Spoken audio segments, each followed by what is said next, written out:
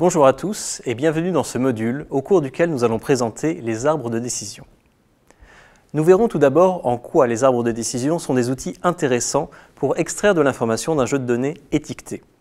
Je vous présenterai ensuite le processus de construction d'un arbre de décision pour des problèmes d'apprentissage supervisé, pour traiter à la fois le cas de la régression et de la classification. Si la construction générale est facile à comprendre, nous entrerons ensuite dans le détail en étudiant les différents choix qui déterminent la construction d'un arbre, le critère de coupure, le critère d'arrêt et le choix des différents hyperparamètres qui ont une influence sur les performances prédictives de l'algorithme. Un des grands avantages des arbres de décision est de pouvoir être appliqués sur des variables d'entrée de différents types, comme des variables continues et discrètes. Une étape primordiale pour utiliser un arbre de décision dans un contexte prédictif est l'étape d'élagage de l'arbre, ou pruning en anglais, permettant d'améliorer ses performances prédictives. Nous récapitulerons tous ces éléments en présentant l'algorithme complet des arbres de décision. Tout d'abord, qu'est-ce qu'un arbre de décision? Dans un cadre général, un arbre de décision est un outil permettant de prendre une décision en posant une série de questions, le choix de chaque question dépendant de l'ensemble des réponses précédentes. Nous rencontrons des arbres de décision dans la vie de tous les jours. Par exemple, vous pouvez très bien vous poser la question « Dois-je regarder cette vidéo sur les arbres de décision ?» Voici donc un exemple d'arbre de décision pour répondre à cette question. Un arbre de décision se présente comme ceci et se lit de haut en bas. Chacune des cases correspond à une question. On parle d'un nœud de l'arbre.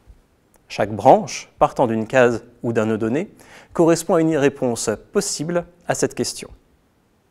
Prenons la première case dans laquelle est inscrite l'assertion suivante. Les arbres de décision ne sont pas difficiles à construire. Pour poursuivre votre chemin dans l'arbre, vous devez vous positionner face à cette assertion. Si vous pensez qu'elle est vraie, vous allez suivre la branche de droite. Et si vous n'êtes pas d'accord, vous allez suivre la branche de gauche. Remarquez que la cellule de gauche a une forme différente. Cela correspond au fait qu'aucune branche ne part de cette cellule.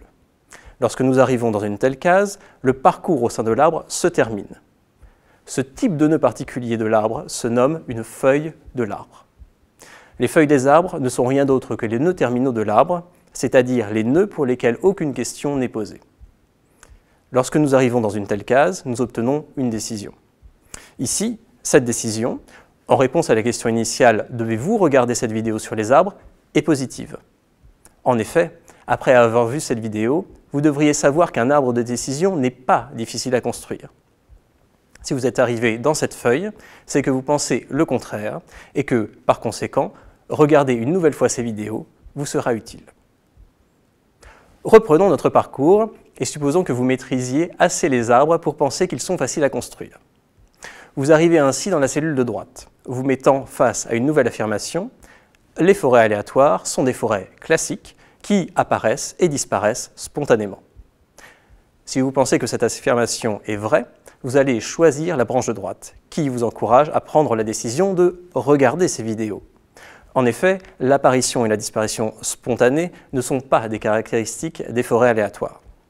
Notre objet d'étude est beaucoup plus simple et ne disparaît pas spontanément.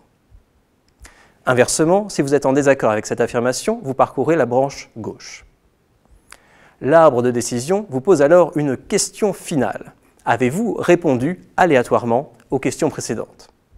Si votre réponse est positive, l'arbre vous conseille de regarder les vidéos. Même concernant les forêts aléatoires, les réponses aléatoires ne sont pas encouragées. Inversement, si vous avez répondu en connaissance de cause, vous êtes potentiellement prêt à passer le quiz pour vérifier que vous maîtrisez les notions fondamentales des arbres de décision. Nous avons donc vu ici un exemple d'arbre de décision. Une série de questions est posée afin de prendre une décision.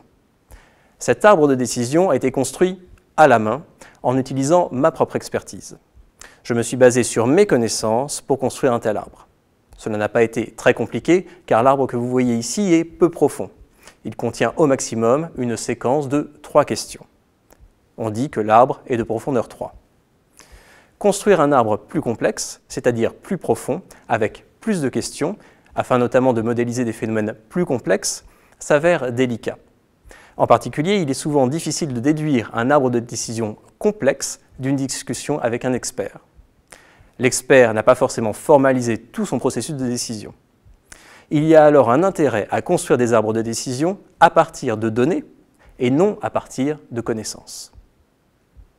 Mais est-ce possible? Peut-on construire des arbres de décision sans utiliser la connaissance d'un expert, mais un jeu de données collectées et étiquetées qui permettrait de déterminer les meilleures questions à poser au sein de l'arbre? Autrement dit, peut-on collecter des données automatiquement afin de créer un arbre de décision sans connaissance précise du domaine d'application? Fort heureusement, la réponse est positive. Vous voyez ici un arbre de décision qui a été entraîné à partir d'un jeu de données provenant d'un recensement effectué en Californie en 1990 sur des données immobilières. Une observation de ce jeu de données correspond à un ensemble d'habitations. Les variables d'entrée sont des informations sur cette zone, le revenu médian des occupants, le nombre de pièces moyen, et la variable à prédire est le prix moyen d'une habitation dans cette zone. Dans ce contexte, l'arbre de décision cherche à prédire le prix moyen d'une habitation au sein d'un pâté de maison en fonction des caractéristiques de cet ensemble. Prenons la première cellule que vous voyez en haut de l'arbre. Elle nous indique que la question à poser, la coupure, se fait en fonction de MED Inc., le revenu médian des personnes vivant au sein du pâté de maison. Si, pour une zone donnée, le revenu médian des personnes de cette zone est inférieur à 5, correspondant à un salaire de 50 000 $ par an, le parcours au sein de l'arbre se poursuit à gauche. La branche gauche correspond à des zones dont les habitants ont un revenu inférieur en comparaison de la branche de droite. Assez logiquement, la valeur des habitations dans la branche de gauche vaut 170 000 $, seuil à 1,7, valeur plus faible que celle de la branche de droite qui est de 330 000 $. Si l'arbre de décision s'arrêtait à ce niveau, profondeur égale à 1, nous prédirions le prix d'une habitation en fonction seulement du revenu médian des habitants de la zone en question. Fort heureusement, nous pouvons obtenir un arbre de décision plus précis en poursuivant notre série de questions.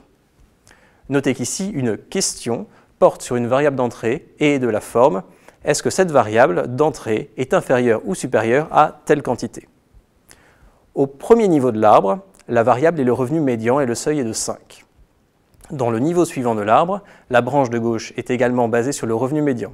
S'il est inférieur à 3,07, nous poursuivons notre chemin dans la branche de gauche, sinon dans celle de droite. Notez qu'en suivant la branche de gauche, nous arrivons dans une feuille de l'arbre. Aucune flèche ne part de cette case. L'arbre de décision fournit alors une prédiction du prix pour une maison dont le revenu moyen des habitants est inférieur à 3,07. Dans ce cas, la valeur de la maison est prédite à 135 000 $. Il est également possible de lire le nombre d'observations tombant dans cette feuille, c'est-à-dire le nombre d'observations du jeu de données ayant les caractéristiques de cette feuille. Ici, 7860 zones ont des habitants avec un revenu médian inférieur à 30 700 $. L'erreur quadratique dans cette feuille est également fournie. Elle est de 0,561. Elle correspond à la variance des observations dans cette feuille et permet d'évaluer à quel point les différentes observations de cette feuille sont proches en termes d'étiquette, c'est-à-dire ici du prix de l'habitation. Une faible valeur signifie que les prix des maisons sont assez proches au sein de la feuille. Ici, l'erreur est la plus faible parmi les erreurs des autres nœuds du même niveau, ce qui signifie que la prédiction dans cette feuille est en moyenne plus pertinente que les prédictions des autres nœuds du même niveau.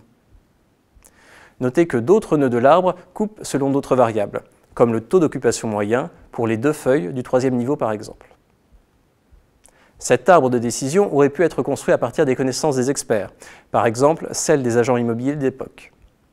Comme mentionné, il est souvent difficile d'extraire un arbre de décision à partir de discussions avec le métier. Ici, cet arbre de décision a été construit avec des données, sans aucune connaissance métier. Nous avons pour cela eu besoin de données sur la valeur immobilière des maisons, variables de sortie ou étiquette, et sur les caractéristiques de ces habitations, les variables d'entrée. Une pratique courante pour valider cet arbre est ensuite de le présenter à des experts pour obtenir leur avis sur le choix des variables et la structure de l'arbre.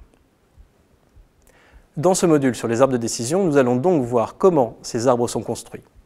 Lorsque nous parlerons d'arbres de décision, nous ferons maintenant référence à de tels arbres construits à partir des données.